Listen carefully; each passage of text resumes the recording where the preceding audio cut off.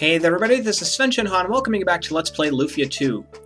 It's been a solid week and a half or so since our last recording, but I got caught up doing a lot of personal stuff, mostly just being lazy.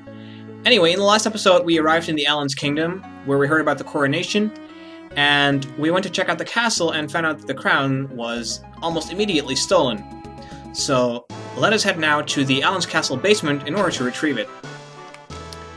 Now, in order to get to the basement, you just take a little detour. Of course, I'll have to take the right one. Just take the long way around.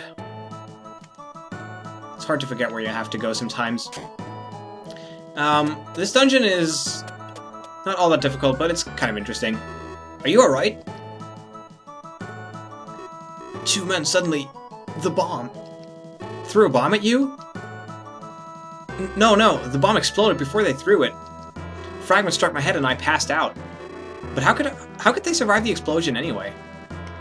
Well, yeah, you know, Team Rocket was based off of them, so I guess this is, monsters appeared long ago.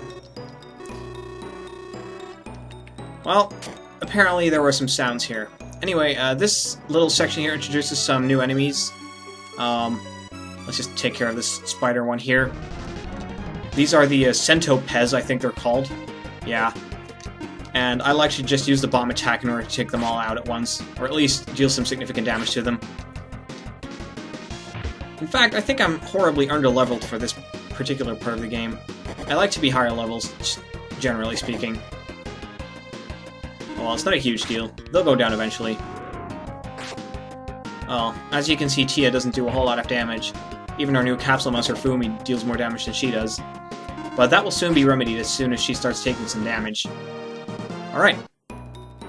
You'll definitely not want to skip too many enemies in the dungeon, because they do give you valuable experience. And at first I thought about cutting out a lot of the random battles, but I've been reconsidering my approach to this game, and I'm going to be leaving most of the battles in, unless it really gets in the way of a dungeon or something. But generally speaking, I'll just leave the battles in, unless they're really boring world map battles, or repeat battles, or a huge gauntlet of enemies, or something like that. But I'm probably not going to cut out a whole lot, because it does kind of take away from the game, and combat is the key element, I suppose. So yeah, it's a bit unfortunate that I can't really do anything much more interesting than just whack the enemies with my sword. But here we get our first new key item, and there are the bombs. Now, this little plaque on the wall here gives you a short description on how they can blast open walls and how they explode 6 steps after placing one, and a sword swing counts as a step. So in order to demonstrate, if you press select to go to key ring, skill ring, you can choose the bombs, you can put one down with Y, and if you take 1, 2, 3, 4, 5, 6 steps, it explodes. And consequently, if you swing your sword 6 times, it'll also explode. Basically, any action that moves you around will count as a step. Using the R button to move around does not count as a step. So, you don't have to worry about that. So yeah, we can now finally break this wall. Apparently whacking it with a sword doesn't help. And more mad horses to fight. Yeah, I do suppose these enemies get a little bit tedious. I hope they attack Tia sometime, because I really need the IP. There's not a whole lot I can do at this point in time to actually induce that. She simply has no attacking power whatsoever. 5 damage, man. Well, I guess that's what you can expect from a woman running a weapon shop. Spends more time selling weapons than actually using them. And of course I keep forgetting where I'm going. I'm gonna pick up this pot and put it on the switch back down there, which will create the bridge, allowing us to pass.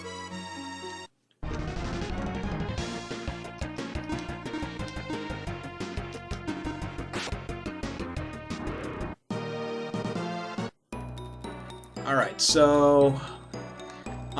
that little thing there is not something you can get at this point in time, but it's going to be important really soon. Because in this game there's a certain kind of item that you can get, it's called a dragon egg, and you'll definitely want to have a lot of those. But first there's a chest here with a headband that our dear partner Tia can wear, which will just increase her defense a little bit. but it also has an IP called Forgetful, which lowers enemy intelligence. I don't think it actually does anything, though. Like, I think the only thing interesting it does is give her a little bit of a defense boost. But I guess that's enough of a reason to actually equip it. Because you definitely do want to get your equipment up to par. Especially if you're not grinding levels like I usually do. Also, I think I might have actually... That weapon that I got was a rapier, or rapier. How do you actually pronounce that? I don't know. Ah, it's not going to do us any good, is it? Okay, that battle hurt a little more than I thought it would. But we should still be alright, because Tia knows the poison skill, which works as an antidote. Alright, let's continue on. Basically, there's 2 ways that you can go here. I like to go north first.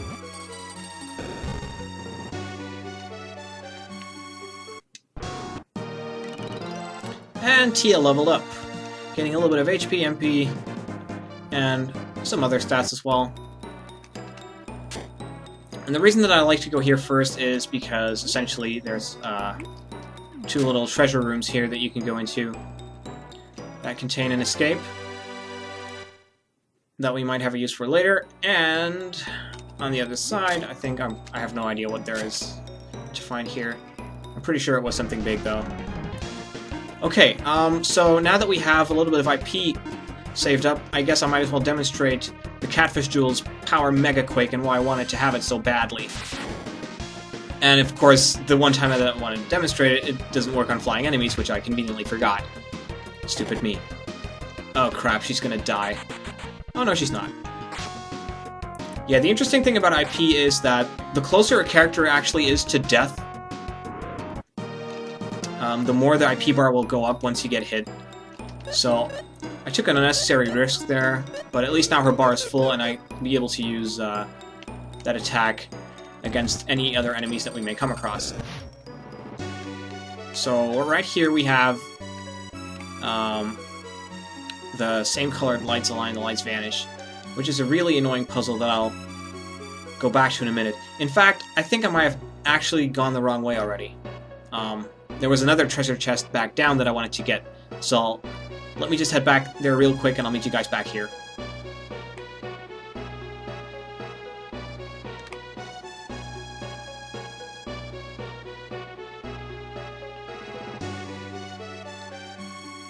Okay, so in this room we have a doorway here, and I think I conveniently forgot... this is one of those rooms where I have to kill all the enemies, right? Yeah, this is one of those. Alright, well, nothing to do about it then. Just have to kill. Fumi's actually real helpful in the early parts of the game. They attack random enemies, the capsule monsters, but occasionally they'll actually get the right one. It's frustrating if they don't. These big bats aren't that big of a problem, except for the fact that they call in reinforcements, which is really annoying. Before we punch. There we go, and another level up for Maxim. A lot of HP, nothing else. Yeah, the level up bonuses are pretty much random. They kind of even out over time, but you can still get unlucky. Oh, there was healing at a save point here. Alright, nothing special then. We don't need to save right now. So, I'll head back up to the room with the puzzles, and see you there in a bit. Okay, and we're back to this puzzle here, which is pretty straightforward, actually. All you have to do is push the blocks against each other, and if there's 3 in a row, they'll actually all disappear.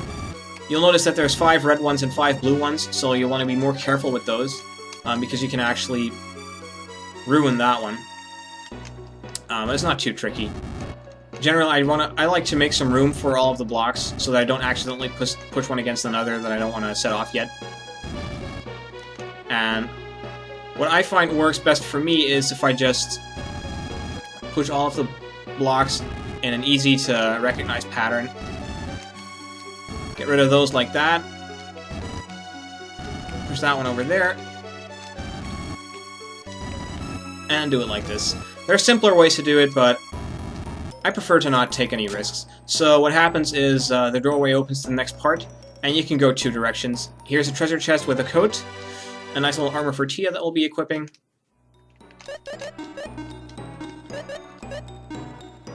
4 extra defense, and I think it also has an IP, re-energize. Okay, that's always good to have. If you ever need healing and you're out of magic points, then you can use that to heal instead. Oh, this is an annoying enemy. These buffalo, in battle they're not all that strong, but they take a few hits in order to go down. I think they have like 60 or 70 HP.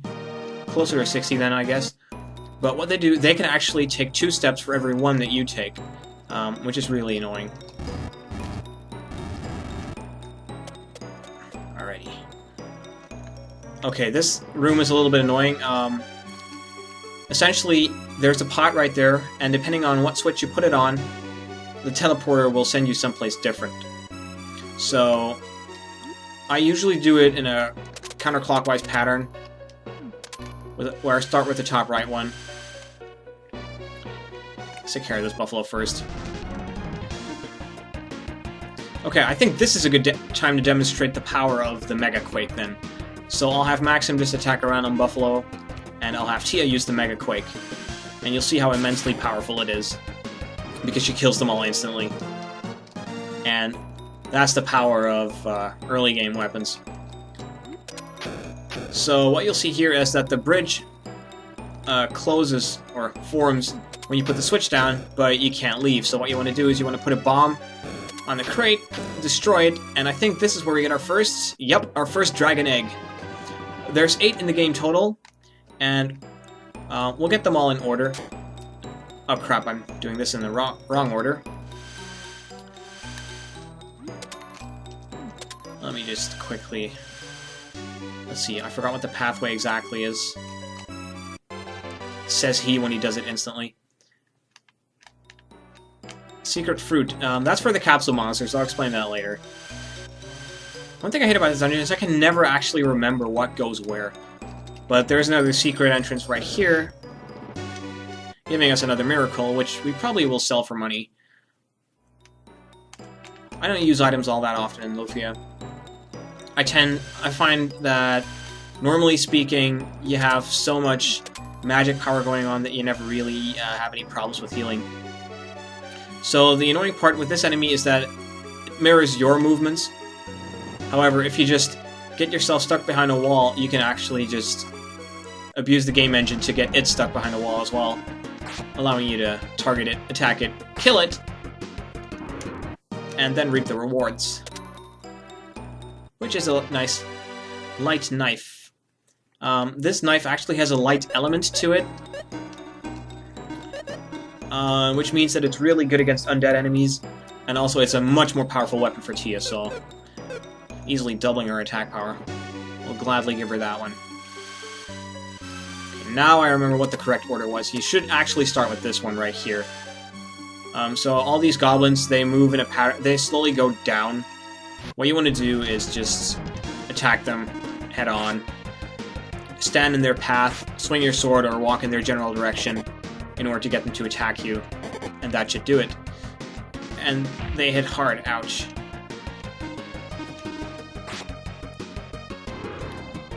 Again, it's only 2, so they're not too big of a problem. Of course, I keep forgetting that Tia's IP bar is full, so let's unleash some more of that Mega Quake action in the next battle. Normally I would leave these out, but it's too much fun to actually see such huge damage numbers. Just 2 of them. That'll do. I don't mind. Mega Quake hardly takes any IP at all. You can use it at least 6 times in a row or 7 times before it actually runs out. Nice stats on the level up there.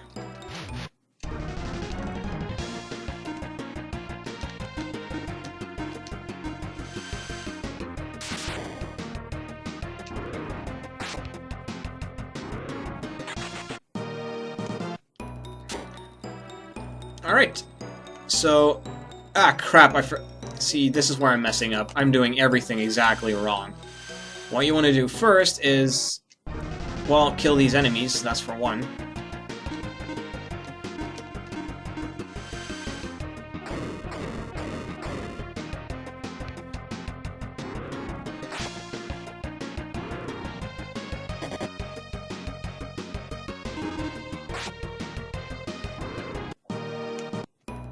After you kill them, you want to push that block over there.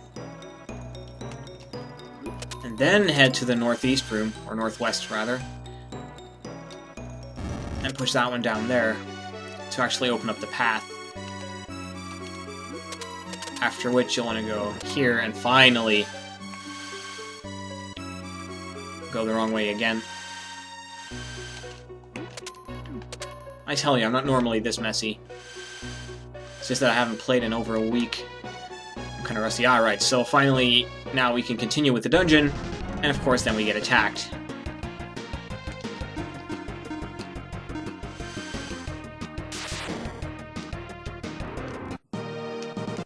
And now I'm angry, so I want to kill that lizard too. Let's get it from behind.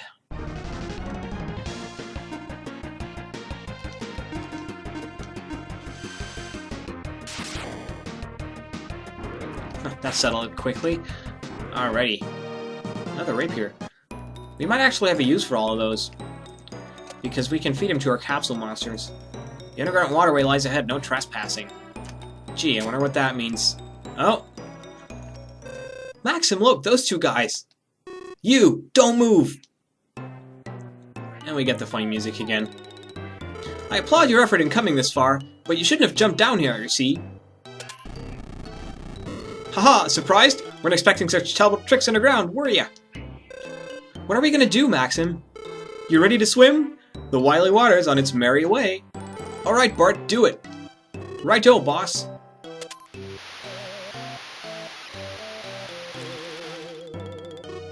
Of course.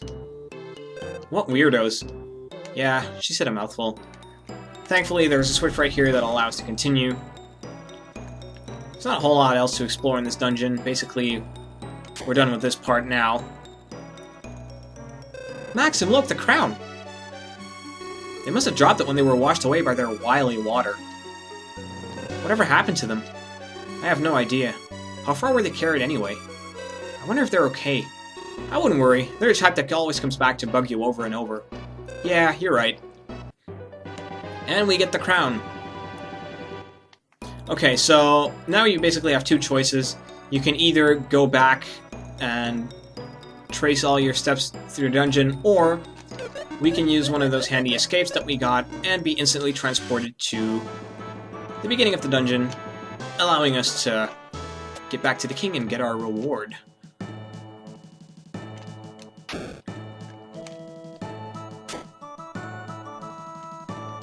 You retrieved our crown, did you not?